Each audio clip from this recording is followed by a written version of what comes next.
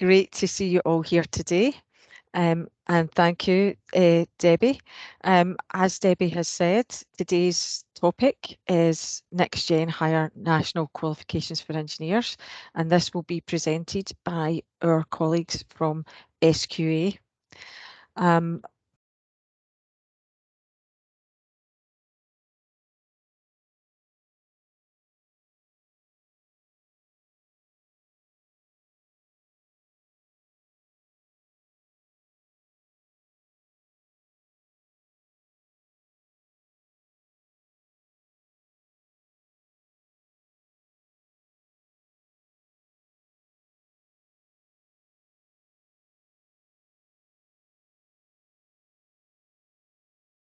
I think you're on mute, Avril. Sorry, I'll start again, shall I? Apologies. So, what I'd like to do is to start off by introducing today's speakers. So my name's Avril Thompson. I'm Head of Skills Programmes at the National Manufacturing Institute Scotland. I'm joined today by our colleagues from SQA, who will be presenting the main topic, which is Next Generation Higher National Qualifications for Engineers. So we have Drew McNeice, who is Qualifications Manager, Jane Henderson, who'll be the first speaker, I believe, today, who is New Product Development Manager, and she's part of the core NextGen team. And we also have Jim Thompson, who is the Subject Implementation Manager.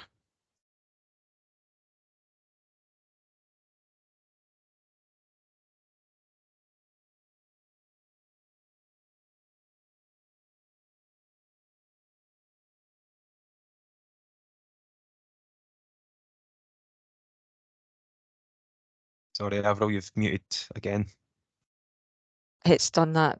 It's doing it itself somehow. I don't know why. So apologies, just a little bit of housekeeping. The webinar is being recorded and will be made available to you on YouTube. Your microphones and webcams are being turned off for the session, just to avoid background noise.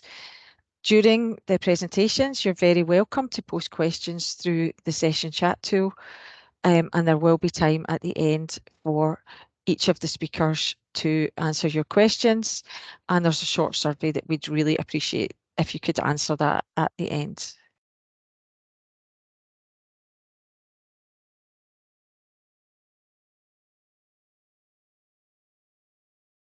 Today's content, sorry, my microphone keeps being muted somehow.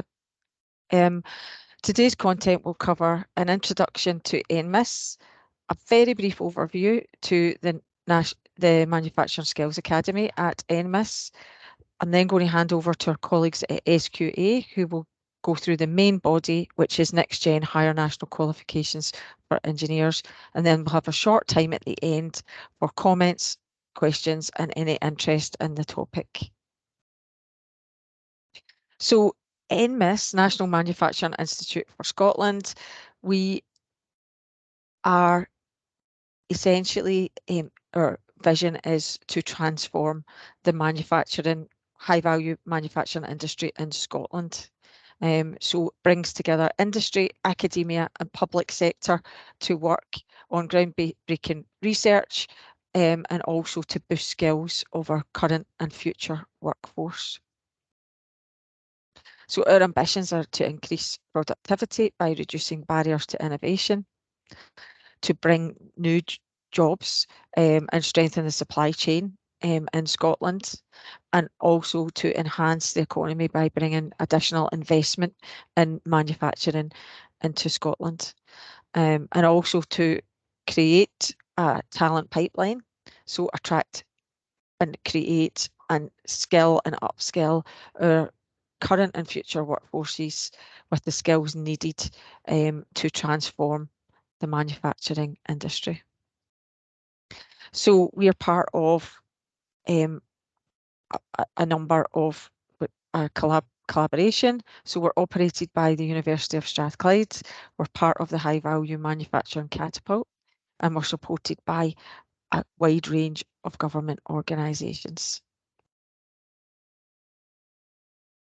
NMIS is a community, so it consists of the Advanced Forming Research Centre, Lightweight Manufacturing Centre, the Digital Factory, and the Manufacturing Skills Academy, which is the part of NMIS that I work for in order to produce or create the correct capability for our vision. So just a little bit on the Manufacturing Skills Academy. Manufacturing Skills Academy supports employers, so we work with employers to identify and address their skills gaps. We're looking at future skills, so we're actually looking at foresighting new skills, so we're looking beyond forecasting, looking at what new technologies are emerging and what skills are going to be needed in the future to enable the implementation of those technologies. We also are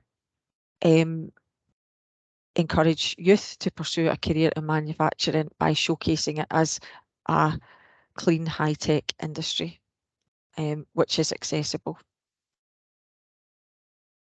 And we work with, through life skills, end to end, everything from primary schools right through to retirement or recently retired, and creating a skills ecosystem.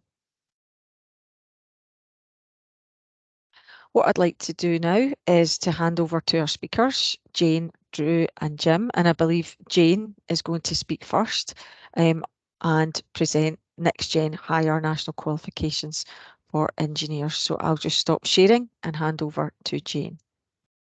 That's absolutely lovely. Thank you so much for your introduction, Avril. Much appreciated, and we are delighted to be with you all this morning. Jordan, if we can skip immediately to the next slide.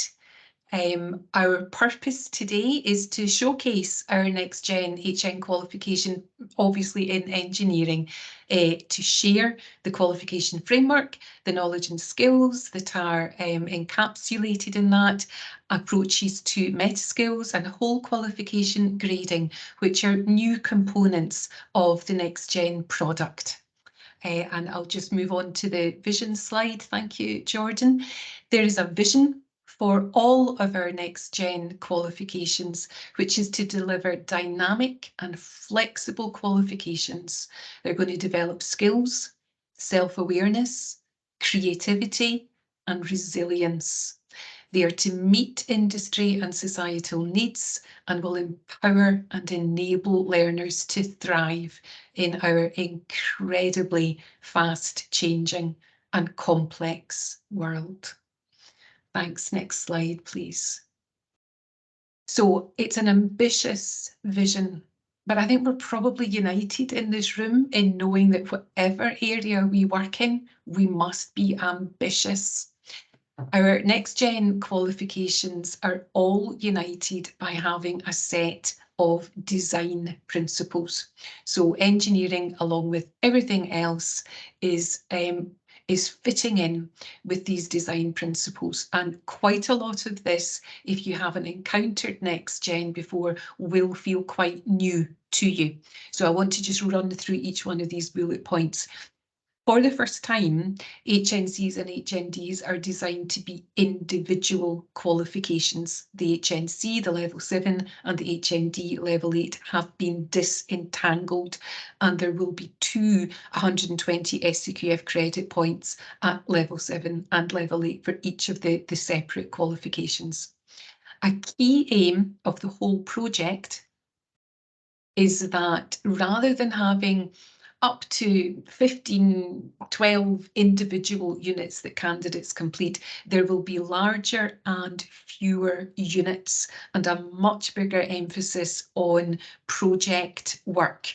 There is a mandatory project-based unit worth at least 24 SCQF credit points in every NextGen qualification. And those things go together to meet one of our key aims, which is a reduction in assessment load, primarily for candidates, although of course that does impact on developers too. One of our key bits of feedback about our current qualifications is that there is an assessment regime which actually is getting in the way of high quality learning for our candidates.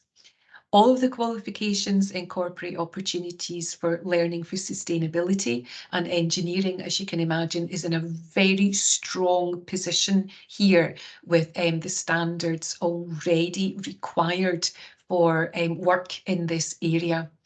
Meta skills are new. You may or may not be aware of the Skills Development Scotland Meta Skills Framework, and we have used that framework. In essence, meta skills are those generic and underpinning and all-encompassing skills which help learners to succeed in a way that is connected with, but not the same as, the subject knowledge that HNCs will deliver. There is a new approach to grading. We have moved away from having a single graded unit towards whole qualification grading, and new and supportive approaches to external quality assurance. There's a change in naming there. It's no longer external verification, it is external quality assurance, recognising that partnership relationship that we have with our centres and the dialogue around standards. All of our NextGen qualifications are digital by design and have the use of technology embedded in there in order to enhance and support assessment, learning and teaching approaches. So next slide, please, Jordan. We wanted to share with you this diagram. It may take a little bit of decoding, but another of the unique aspects of NextGen is that we have adopted a service-led design model. Previously, developments would have occurred over a number of years and then been released as the final product to the sector. Taking a service design model has changed that. And therefore, what we are developing, if you look at the circle on the left of this slide, we have started with our design principles, collaborated over the development, as always, with experts from the sector, and then have released a minimum viable product. This is fully quality assured and robust for delivery, but it is a minimum viable product, and the prototype of that is being tested currently in our pilot centres. The aim being that we work with our pilot centres and learners over a year of pilot delivery and learn from that experience through evaluation and analysis, and we then are able to make those tweaks to the design of the qualification before it is finally released for full-scale implementation. So I'm going to hand over now to my colleague Drew for the next slide, who's going to talk just a little bit about the essence of the HNC qualification development. Thank you very much. Thank you, Jane. Thanks very much for that. Colleagues, for those that don't know me, I'm Drew McNeese. I'm the qualifications manager at SQA, and it was I would say it was my pleasure to be and really excited about being one of the first vocational areas to develop NextGen higher national products. And I could honestly say hand in heart that enthusiasm has been reflected in the overall contribution and engagement of our qualifications development team. The qualification development team is obviously the team that are there to design a qualification which meets the design principles that Jane's mentioned. The qualification, the QDT, was formed in August 2020. We have tried to be as inclusive as possible, bearing in mind the dual purpose of higher national awards. Membership includes representation from FE, HE and industry stakeholders. There's been a significant contribution of the QDT members, which has been invaluable to the development of the HNC. Their expertise and input has been critical in getting us to the stage that we're at. We normally have regular QDT meetings that allows opportunities to discuss in detail and agree on the important aspects of the development, including qualification structure, unit content and grading model. We'll share a wee bit more about the grading model later. Some QDT members have also taken offline some specific task and finish parts of the project, for example, mandatory unit content. And where possible, we have, as I've mentioned, we've actively engaged with external stakeholders to update colleagues and seek feedback and progress. External groups have included Scottish Engineering Skills Partnership Engineering Strategy Group, the Engineering Skills Leadership Group. There's a number of SDS Engineering Technical Expert Groups, the ECITB Energy Transfer Technician Curriculum Working Group, and of course the overall NextGen External Reference and Steering Group, of which there is employer representation in that group. That collaborative approach, colleagues, is and based on market need and the research that we've done, has allowed us to develop what you see in front of you, which is the principal aim of the qualification. We've also got developed general and specific aims of the group award, along with detailed unit specifications and the framework which meets the design principles. In support of delivery, we've also developed a number of documents, namely an educator's guide. The educator's guide includes case studies that centres can use and adapt, outlines projects, tasks and projects for assessment strategies to match their resources. There's a draft timetable in there. It also includes information matching the course aims to the Engineering Council key competencies. The qualification information document, which I think many of you that are certainly not involved in the NextGen development will certainly give you a flavour of the qualification specific aims and general aims, and a bit more detail around about the specific detail around the unit specifications. Of course, we have regular collaboration meetings and keeping in touch meetings with our pilot centres, and as a wee final plea, if there's any FE colleagues out there that are keen to be involved in pilot activity, I'm sure Jane will be keen to make contact after this presentation. So I'm going to hand over now to, I think it's Jim. Yep. Jordan, if you can maybe move to the next slide, please. Thank you. Morning, everyone. My role here is I joined the team once the HNC was almost in place, ready to roll out to the pilot. So part of my role is to liaise with the pilots regarding where they are with the prototype. And of course, there are many strands to SQA, and this prototype evaluation, it's talking to everybody, the assessors, the internal verifiers at the centres. A large part of it is, are the learners engaged? Are they getting a good experience? So all that is ongoing. And we have later on this morning, one of the pilot centres is going to speak about their experience. And I think it's a positive approach. But yes, so part of my role is to liaise with the pilot centres to see any teething problems they have, etc. And the other part of my role is obviously to move forward on the HND development as well.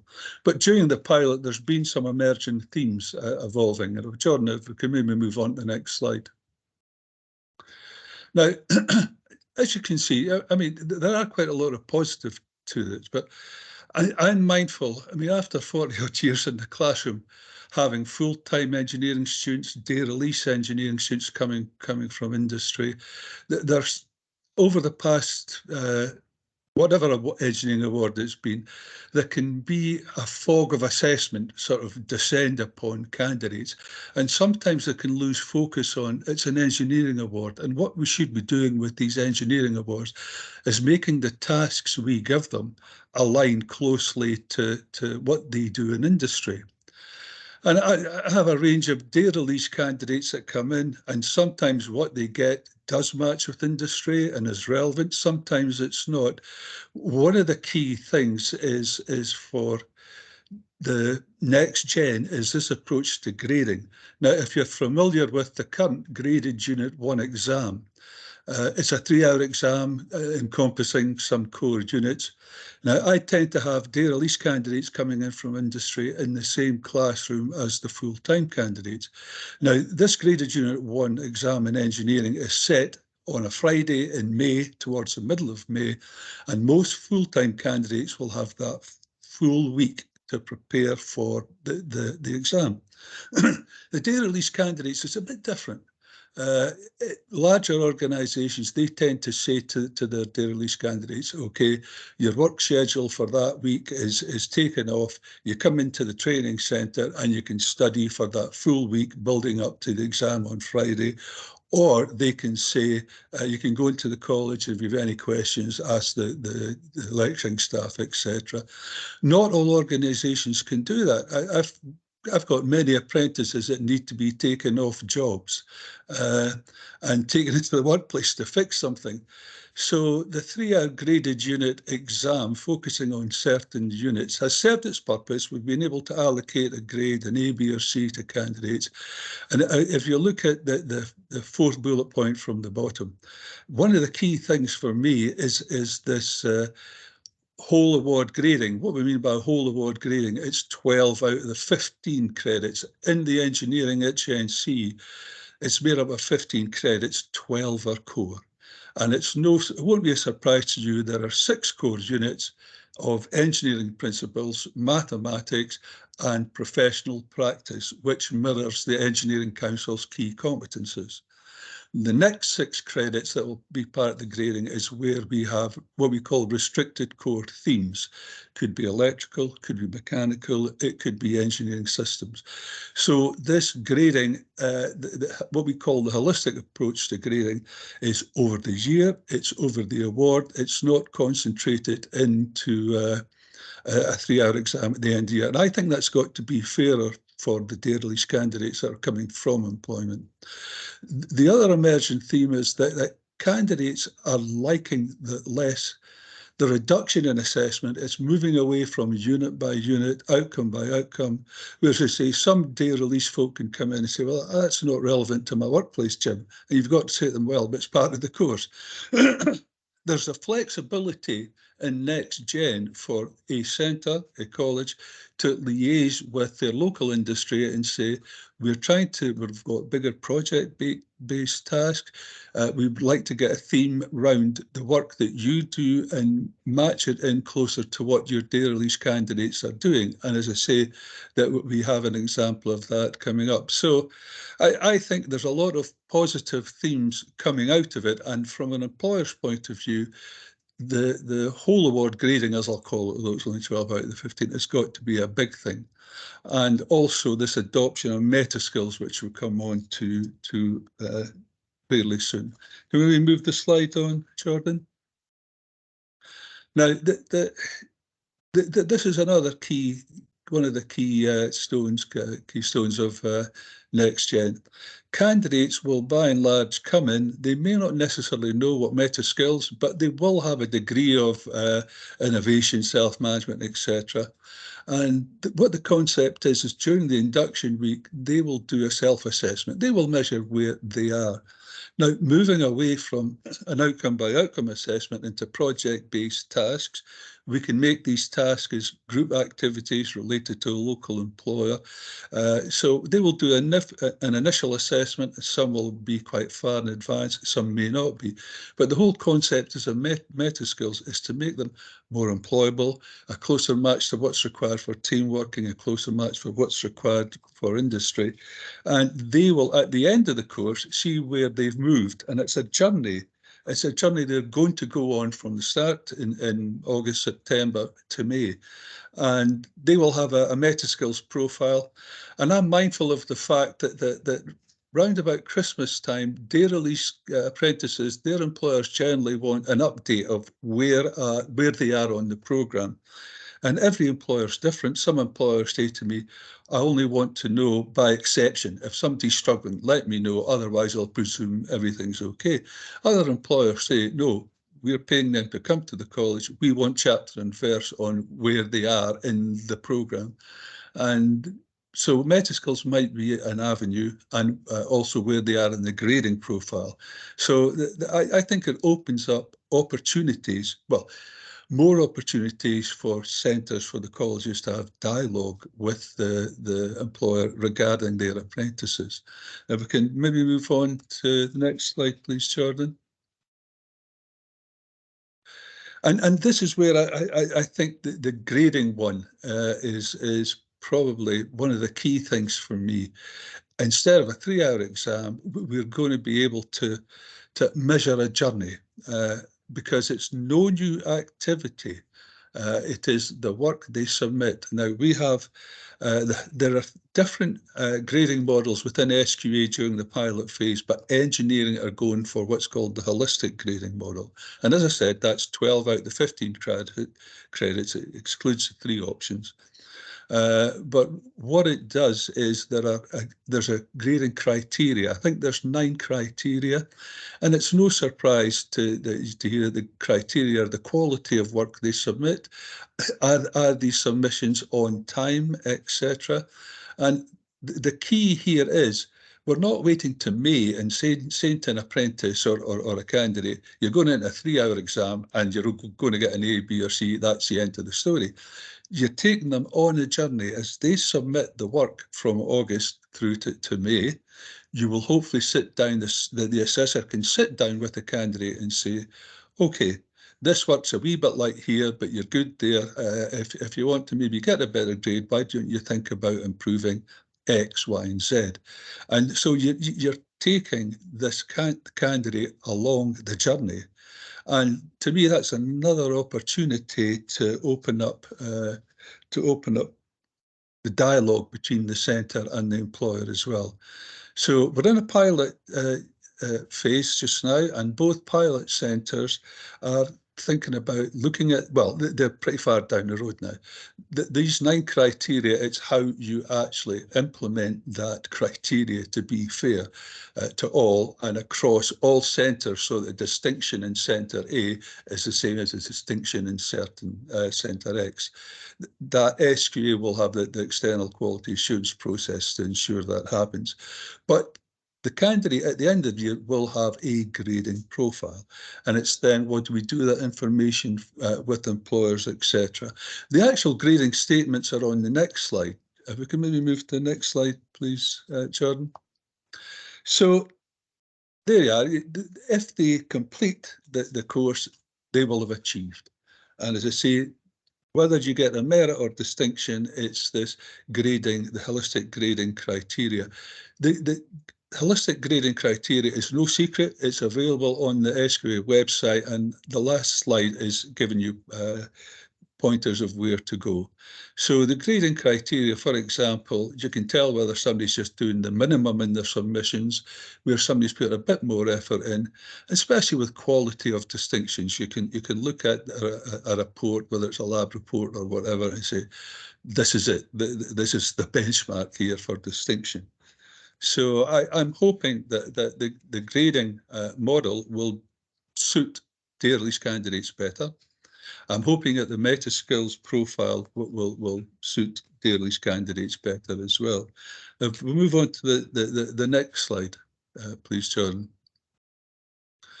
So what we're saying here, it varies. There are big differences between the current HNC award. We are requiring bigger project-based tasks, bigger units.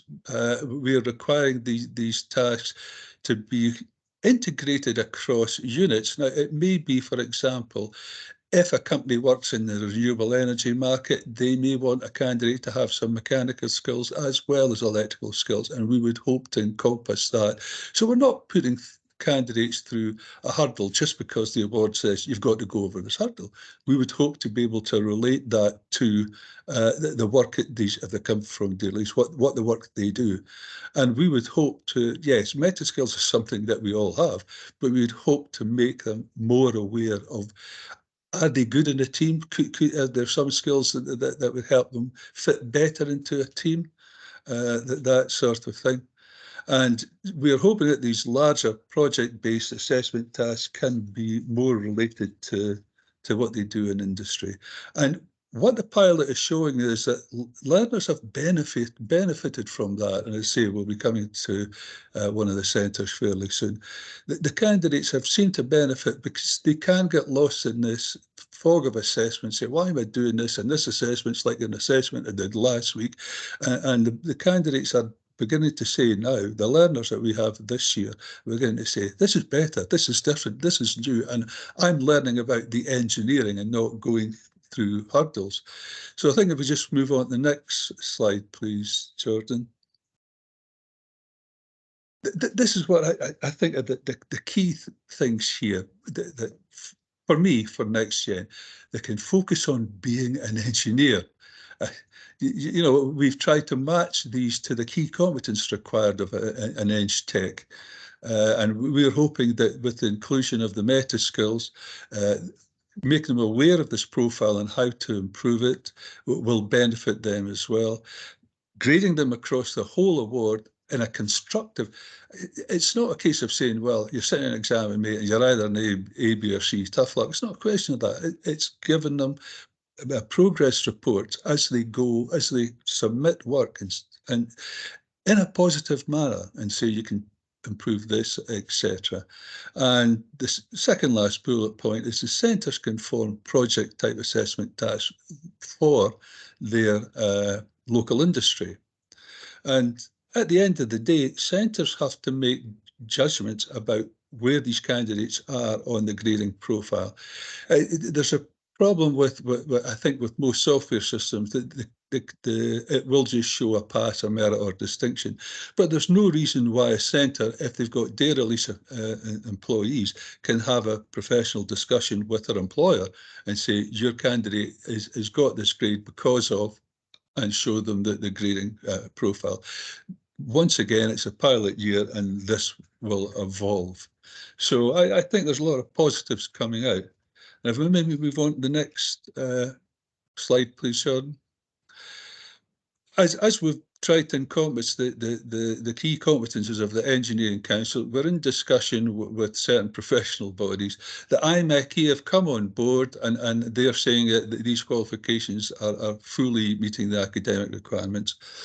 Some other professional bodies, if you take one of them, the Energy Institute, they're saying, well, we need to look at how the centre is delivering the course because they're looking for the amount of energy content in the course. So some professional bodies will say, well, it comes down to the actual units that the engineering centre are going to deliver. And the IMechE are quite confident that across the piece that it meets their requirements. Now, I've been promised to you that we have somebody from one of our pilot centres, so without any further ado, I'd like to introduce you to Andrew. Thanks, Jim. Good morning, all. My name's Andy McIntosh. I am the Deputy Head of School at UHI Inverness, and we are currently running our pilot programme for engineering systems. We're going down the systems pathway there. We currently have one cohort at the minute, and that's made up of 17 students. And what we've been doing is taking our approach as such across the centre away from the traditional HN as previously mentioned, and we have looked at the engineering approach as taken by industry. So what we did was we had to move away from our individual assessment and our individual unit approach and combine those into how it actually rolls out in industry. We had to think about our students in the first instance of when they came to us and how this would best suit them. So what we did at the start was we started with the meta skills profiling, and we then looked at getting the students to understand what meta skills were, because we had a range of students coming to us at the start from direct entry from school and adult returners. So there was a mixed bag across that board there. And our approach was very much around getting them to understand that reflective approach and that reflection of meta skills to start with there. Then using a case study approach on the principles there, giving them the initial principles that they needed to cover first so they could learn about technical English and the engineering principles as such there. And that was much more a holistic approach to that. And then what we were looking at there as we progressed on to semester 2, we started or moved into the main 4-credit unit, which is the professional practice of the project there. And what we've done is that is far more student-led, because they were gained the skills in semester 1 to undertake the project in semester 2, and that's the same with the practical skills unit. What we've done is we started with the legislation and the modelling design aspect in semester 1, and it's the build and test sort of phase in semester 2. So taking that design, build and test approach that's adopted by industry there. So as you can see from the slide that's in front of you, that means the feedback that we've had from the students are saying that they've appreciated this and they've had this. It's given them that point to a point of reference, if you will, to develop the skills there and think proactively. So what we've got is at the moment we're running in conjunction with Fuel Change. We've got White Mackay running projects in 3 groups for the students here. So they're looking at real live problems there, and they're liaising with the company and using the skills that they've learnt in semester 1 to approach this problem. They've got deadlines and meetings and their interactions with industry. This is far better than any theoretical problem that we could give a student there, because it's giving them that interaction of that sort of scope to see how industry works. And by the end of the course, we're hoping that this provides a better industry ready student as such there. But definitely the students are enjoying the course very much there. There are elements obviously that we're adapting as we're going along, but they are enjoying it there. We are the approach, we've moved away from that individual assessment, and it's more that they do a case study, so that's a lab, and they have to write a report and answer questions on that there. And there's also a reflective element for their meta skills in that.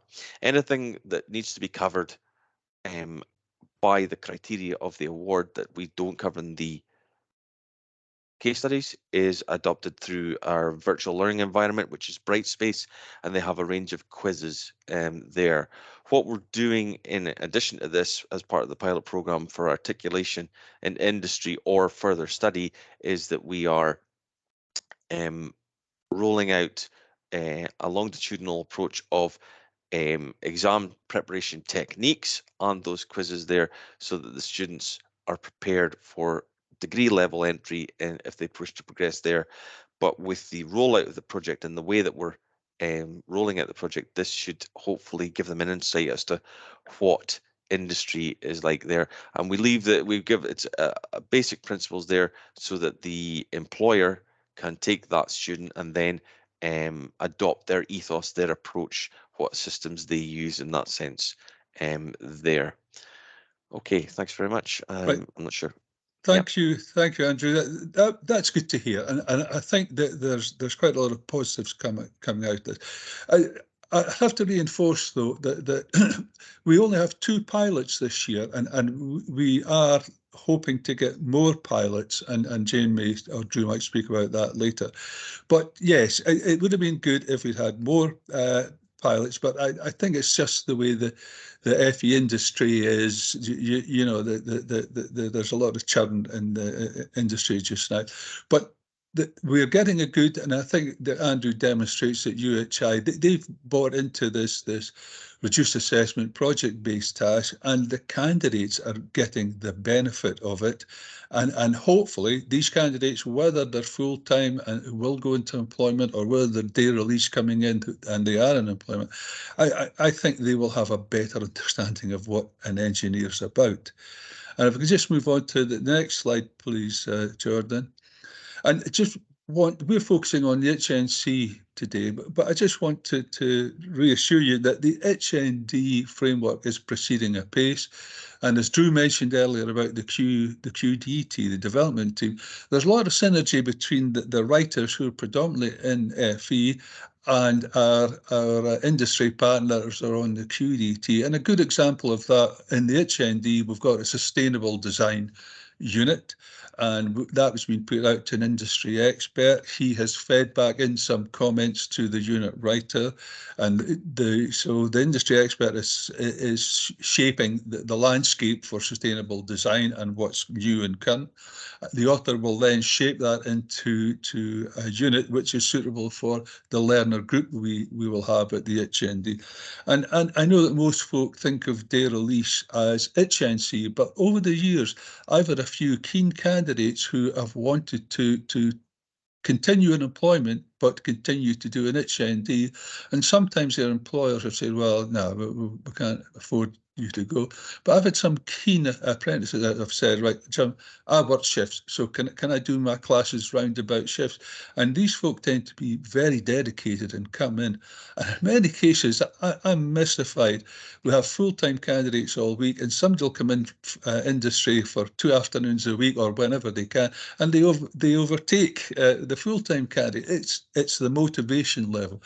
So I'm mindful of the fact that the HND is not exclusively for full-time, and there will be opportunities for those who are able to stay in employment and continue on to an HND. I think that's me had my say, and I think it's back to Jane now. Fantastic, thank you so much, Drew. And I'm just going to kind of tie up the presentation by looking at some of our key achievements and looking ahead. If we can move on to that next slide, Jordan, that's fantastic. So just kind of like topping and tailing this presentation with a bit of information around, you know, the kind of, you know, the whole NextGen project. So we've already had our first NextGen graduates. The piloting activity that took place in session 2020 to 21 was in our NextGen television award. We had candidates going through both from Edinburgh and New College, Lanarkshire, with a very, very positive experience overall. So we already have our first NextGen graduates. There's a lot of work going on across the team, not just in engineering, but for example, in other awards like accounting, where professional body recognition has been hugely important and endorsements are being positively received and forming part of that excellent package of benefits to learners for NextGen qualifications. In engineering, you might not be aware, but we held a very successful, very well attended HEI showcase event for NextGen engineering in November. And there is a lot of activity ongoing in that higher education space as well, with SQA represented on the Joint Articulation Group. And we have our own external body, our own group, our advisory group for articulation, progression and grading, with representation both from universities and employers, because we must not forget that this is a dual purpose qualification offering candidates that pathway into employment or further study. There's been an awful lot of work ongoing with our marketing, communications and engagement team, and I've already shared the NextGen website. On that, you can find case studies and blogs. You can find the qualification information documents that were mentioned earlier. You can find recordings of our webinars, and you can sign up for our quarterly newsletter, our HN NextGen news. And the final slide, I think, looking forward, Jordan. So we have over 600 learners at the moment currently enrolled in a NextGen course. And our new qualifications, such as acting and performance and computing science, data science, are also on the path towards piloting. Jim did speak to a slide around sort of emerging themes from our evaluation activity, and that's a hugely important part of what we're doing right now. So we've already had a round of both learner and delivery team evaluation meetings, and the next round of those are going to be happening in May, and that process of reflection and evaluation hugely important contributions from our pilot centres around what's working and what might need tweaked in terms of the qualification of the units, all forming part of that service-led design and piloting model. We have also produced a wide range of digital learning resources, some for learners and some for staff and anybody who's interested.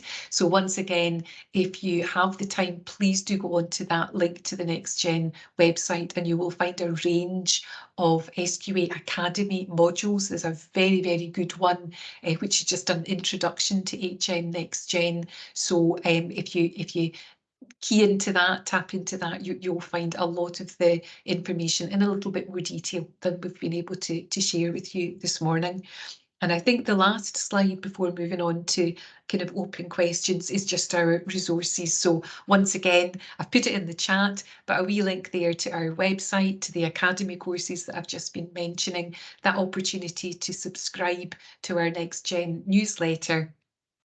And of huge interest to you, I'm sure, the qualification information documents, where you will be able to access all of them. But I would imagine that your interest will be in engineering, and you'll find all the knowledge and skills, information on meta skills, information on our grading approach in a lot more detail there. So that brings us to the end of our slides, and we have just the perfect amount of time left, I think, Avril, to open the floor for questions. Been attempting to answer them as they come in the chat, but it would be lovely to hear your comments and feedback on our presentation today. Thank you so much to all of our speakers, Jane, Drew, Jim and Andrew. Really excellent and comprehensive presentation, and I personally really enjoyed hearing about this new flexible approach, which really focuses on the development of core engineering skills and competencies. As Jane pointed out, there have been a number of questions coming in through the chat.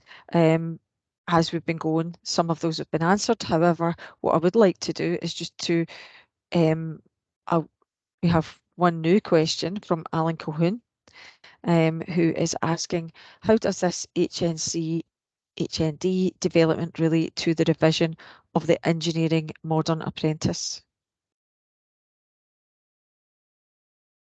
Definitely going to let Drew or Jim answer that. Okay. I'm happy to take that question, Avril, and thanks very much, Alan. Yeah, good question. How in terms of I think what we're actually doing with the NextGen qualification, in terms of how that relates to the new model apprenticeship, is very much in line. Bearing in mind that the new model apprenticeship competence-based qualification is tending not to be discipline or sectoral specific in many respects, and offers that flexibility. Likewise, the integrated HNC is aiming to do the same thing, and of course with the introduction of meta skills, and there is a key component of the MA, there's definite synergies, and I know that colleagues at SDS are keen to include the NextGen qualification in the new model apprenticeship when it becomes mainstream. So I hope that answers your question, Alan. Okay, thanks, Drew. What I'd like to do now is just to maybe go back through some of the questions, because I know you've been answering them in the chat, but it does provide an opportunity to give a more in-depth answer. So Susanna Harrison had asked about the meta skills, and she asked, does this mean that these qualifications are biased towards part-time or day-release students, as they will be able to evidence the meta skills more effectively than full-time students, so may get a better grade? Maybe, you know, I don't, it's not a question, it's a question of the journey taken. It's from where they start to where they end up. So there's no bias for whether day release or full-time or mature or youngsters, etc. It's just to make them aware of what they are in the first instance, and to give them some sort of measure as they go throughout the course. So we're not measuring candidate X against candidate Y. You know, it's a personal reflective journey for them and to make them aware of it. So hopefully it's just to help them along their journey. Thanks, Jim. That's excellent, and I think that awareness is you know, exceptional for young learners. Another question from Alan Colquhoun. Are there routes from the NextGen HNC to HND? Again, Yes. I'll come in and answer Yeah. that, Jim. If don't make yeah, well, there is obviously there's synergies in terms of the kind of advancement in knowledge and skills.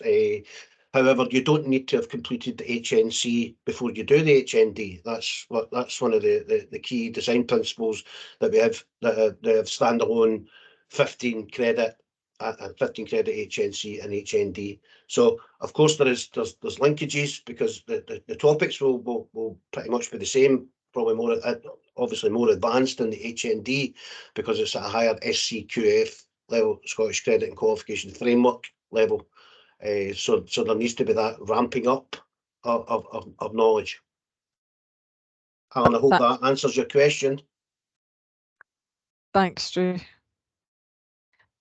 So we had a question earlier from Killian Rush, who asks about whether students can get multiple attempts, i.e. 4 or 5 attempts to gain a distinction. I think I'd put an initial response in Yeah, there. Jim and Drew can both sort of come into. So that final overall qualification grade is not, it stands over and above the results that candidates will get when they are doing actual assessments. So the whole qualification grade is something that the candidate is working towards throughout the entire year. As Jim had said, there are 7 criteria that the teams will be kind of judging their candidates against, and they are encouraged to be feeding back to candidates throughout the course of the year. How are you progressing towards your whole qualification grade? Are you hovering at achievement? Are you hovering at merit? Are you aiming for distinction? And it's that process of high quality feedback and reflection from candidates that will be of most value throughout the journey of the year. So that whole qualification grade is not susceptible to multiple attempts, if you like, in the same way that an individual project assessment would be. It is the case that candidates fail. Let's be realistic. They might fail an assessment. They might need a remediation, and they might need a reassessment opportunity. But you can see the distinction between these two things, which are working together. They are connected, but not identical. Yeah, can I give you a real example of that? Many times in January, candidates will apply for a job or to uni or whatever, and they'll come back saying, right, okay, I'm going to get into uni if I get a grade A or a grade B. With a current award, you say, right, okay, pass it, get an A in the exam, you know, and then you teach them to pass an exam. This grading model is different. You're taking, as Jane said, you're giving them feedback. Let's just say the project reports start coming in December. I would sit down and say, right, here's my feedback on the grading criteria, and you're currently sitting at a pass or a merit. And if you want to improve to a merit or a distinction, you need to do X, Y, and Z. When come January, they might get a letter saying, right, okay, our university is requiring a merit. So that's the focus. Then they'd come to me and say, Jim, I need to get a merit. And you told me in December, I'm not there yet. What do I need to do? And then you give them the feedback and say, right, if you put this in your report, if you be a bit more analytical here, a bit more in depth here, make sure your reports are in time. You're taking that candidate on a journey. You're in a positive manner. You're saying, if you're serious about going to this uni and they want you to get a merit, I'm telling you what you need to do to get that merit in January, February. And then candidates will have hurdles along the way. They might end up in hospital. They might have bereavement. So all these things have to be factored into it. But you're taking them on this journey, and hopefully not every one of them is going to hit that mark. And not every one of them is interested. A lot of my candidates say to me, Jim, I just want to pass it, end of, So it's you can tailor that grading discussion in a positive manner throughout the year, and hopefully they will rise to whatever challenges they want and our next steps that they want in a positive and manner. Thanks, Jim. I think it's excellent that you're able to support your candidates in this way and help them to progress and achieve what is required. I'm just going to pick up on, there's a continuing discussion from Alan. So Alan is asking, can candidates, so it's picking up on the previous question he had asked about HNC, HND, and he's really asking, if someone has an HNC, would they need to do a full HND course, or is there any advanced standing? Jane, do you want to just kind of clarify that, because you gave quite a good response, I think. Yeah, I hope Alan, that kind of answers. I think that fundamental thing for everybody to get their head around is that we have disentangled HNCs and HNDs.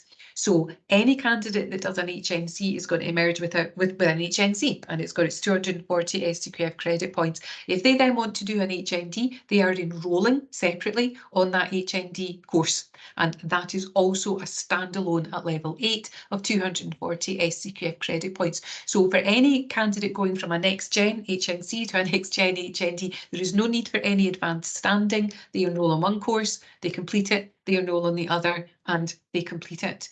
There are some complexities right now for a very, very few candidates who may be looking to progress from a NextGen HNC to our current HND, which, as you well know, is a 2-year course with an exit point after year 1 with the HNC. So the approach to that is that centres accepting a candidate onto a traditional 2-year HND can use our recognition of prior learning to credit the candidate with what they have already achieved at SCQF level 7. This is a kind of temporary situation as we move through the piloting phase, but of course it is essential that no candidate is disadvantaged by that. So our recognition of prior learning route is the way to go. Thank you, Jane, for a very comprehensive answer there. We have 2 minutes. Avril, sorry, can I? Oh, right, sorry, Drew. I'd like just to point out, I know we never in a great deal of detail in terms of unit content and the actual structure of the award, but just to let folks know that there is the qualification information document that's got all that information. It takes out all the kind of administrative stuff for the unit specs, which people maybe not necessarily interested in, but it gives you really a clear picture of the award itself. The minimal viable product as it currently stands, as Jim and Jane and others have alluded to, we will be further developing our optionality within the HNC framework, and of course as that moves into the HND as well. Thank you, Drew. Okay, so we've reached 12 o'clock now, and there's still a few questions coming in, but unfortunately we're not going to be able to answer all of those, but I think that's a sign of a great presentation and a great webinar. There are some email addresses that have been posted in the chat that you can get in touch with and further your conversation. And again, I'd just like to thank our speakers today, Drew, Jim, Jane, and Andrew, for giving a great presentation and and bringing that example pilot and really fantastic overview. Thank you so much, and we'll close the webinar for today. Thank you so much, everybody. Bye. Thanks, everyone. Thanks, Avril. I'll bring this webinar to a close.